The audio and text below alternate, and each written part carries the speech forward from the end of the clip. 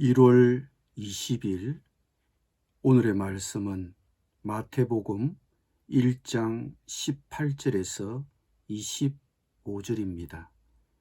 예수 그리스도의 나심은 이러하니라. 그의 어머니 마리아가 요셉과 약혼하고 동거하기 전에 성령으로 잉태된 것이 나타났더니 그의 남편 요셉은 의로운 사람이라 그를 드러내지 아니하고 가만히 끊고자 하여 이 일을 생각할 때에 주의 사자가 현몽하여 이르되 다윗의 자손 요셉아 내 아내 마리아 데려오기를 무서워하지 말라. 그에게 잉태된 자는 성령으로 된 것이라. 아들을 낳으리니 이름을 예수라 하라. 이는 그가 자기 백성을 그들의 죄에서 구원할 자이심이라 하니라. 이 모든 일이 된 것은 주께서 선지자로 하신 말씀을 이루려 하심이니 이르시되 보라 처녀가 잉태하여 아들을 낳을 것이요 그의 이름은 임마누엘이라 하리라 하셨으니 이를 번역한즉 하나님이 우리와 함께 계시다 함이라. 요셉이 잠에서 깨어 일어나 주의 사자의 분부대로 행하여 그의 아내를 데려왔으나 아들을 낳기까지 동침하지 아니하더니 나음에 이름을 예수라 하니라. 아멘.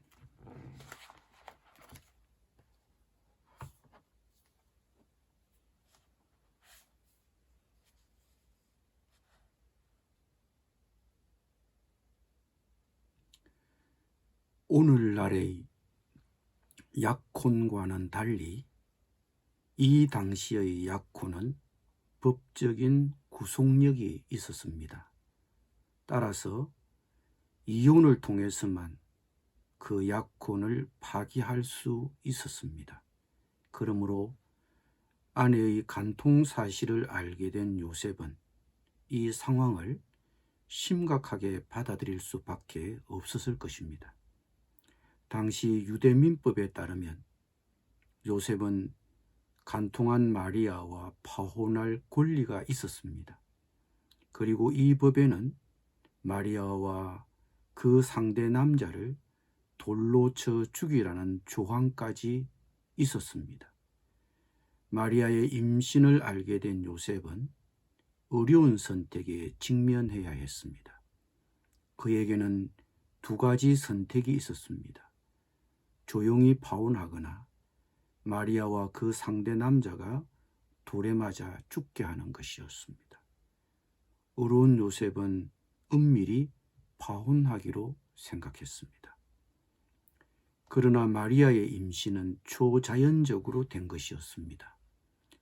이런 사실을 알 리 없는 요셉에게 주의 사자가 나타나 현몽하여 이르기를 다윗의 자손 요셉아 내 아내 마리아 데려오기를 무서워하지 말라.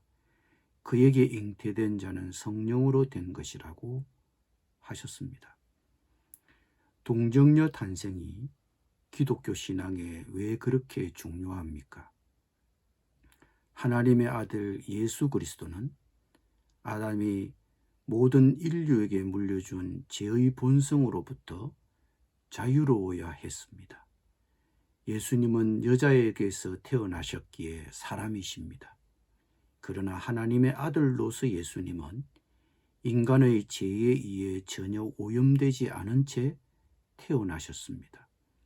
예수님은 완전한 사람이자 이 땅에 사람의 몸을 입고 오신 완전한 하나님이십니다. 창조 때 아담에게 생명의 호흡을 불어넣으신 성령께서 예수 그리스도를 잉태케 하심으로 옛사람 아담과 관계없는 새 아담이 되게 하셨습니다. 이사야는 주께서 친히 징조를 너희에게 주실 것이라.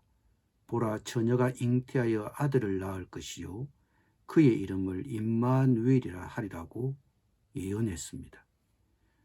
요셉에게 현몽한 주의 사자는 이 이사야 7장 14절의 예언을 인용하므로 예수님의 동정녀 탄생을 메시아 예수님을 통해 하나님이 이 약속을 초자연적으로 성취하신 사건으로 제시하셨습니다. 그리고 옛 선지자는 생각하지도 못했을 의미를 주의 사자는 부여했습니다. 아들을 낳으리니 이름을 예수라 하라. 이는 그가 자기 백성을 그의 죄에서 구원할 자이심이라. 예수는 구주라는 뜻이고 임마누엘은 하나님이 인간 세상에서 우리와 함께 계신다라는 뜻입니다. 예수님은 우리를 구원하러 이 땅에 오셨습니다. 우리는 죄로부터 스스로 구원할 수 없기 때문입니다. 예수님이 오신 것은 사람들을 그들의 죄로부터 구원하시기 위해서입니다. 예수님은 나의 죄를 위해 십자가에서 죽으셨습니다. 그리고 예수님이 우리와 함께 계십니다. 몸을 입고 이 땅에 오셔서 우리와 함께 계셨던 예수님은 성령 하나님을 통해 자신을 믿고 따르는 그리스도인들과 지금도 함께 계십니다. 우리의 시련과 우리의 기쁨과 그분은 함께 하십니다. 임마누엘의 하나님 예수님이십니다. 사람의 몸을 입고 오신 하나님의 아들에게 붙여진 두 이름은 그분이 하실 일과 그분이 누구이신지를 밝혀줍니다. 우리를 죄에서 구원하시기 위해 이 땅에 오신 예수님을 나의 구주로 믿고 받아들입니까? 그 예수님이 성령을 통해 우리 매일의 인생에 함께 하심에 감사를 드립시다. 요셉은 마리아가 임신했다는 사실을 알았을 때 조용히 파혼할 것이냐, 마리아가 돌에 맞아 죽게 할 것이냐, 그의 머릿속에는 두 가지 선택지밖에 없었습니다. 그에게는 세 번째 선택지는 없었습니다. 어려운 요셉은 조용히 파혼하고 마리아를 자유롭게 해주고 싶었습니다. 그것이 그로서는 최선의 결정이었습니다. 그러나 하나님은 그가 전혀 예상하지도 않았던 세 번째 선택지를 주셨습니다. 그러나 그 결정 또한 쉬운 결정은 아니었습니다. 마리아와 혼인하게 되었을 때 가져올 주위의 시선이 따가웠을 것입니다. 그러나 그는 주의 사자의 명령에 순종했습니다. 우리가 가진 지혜가 전부는 아닙니다. 야고보는 말하기를 너희 중에 누구든지 지혜가 부족하거든 모든 사람에게 후히 주시고 꾸짖지 아니하시는 하나님께 구하라. 그리하면 주시리라고 하셨습니다. 늘 지혜를 구하십시오. 그리고 그 지혜를 따르는 길이 아무리 어려워도 하나님이 주신 지혜에 순종하십시오. 기도드립니다. 주님, 하나님의 아들을 우리에게 보내주셔서 우리의 죄로부터 구원해 주시고 성령으로 우리의 삶에 늘 함께 해주심에 감사를 드립니다. 그리고 우리 또한 요셉의 순종을 배워 아무리 어려워도 하나님의 뜻에 순종하게 하여 주옵소서. 예수님의 이름으로 기도드립니다. 아멘.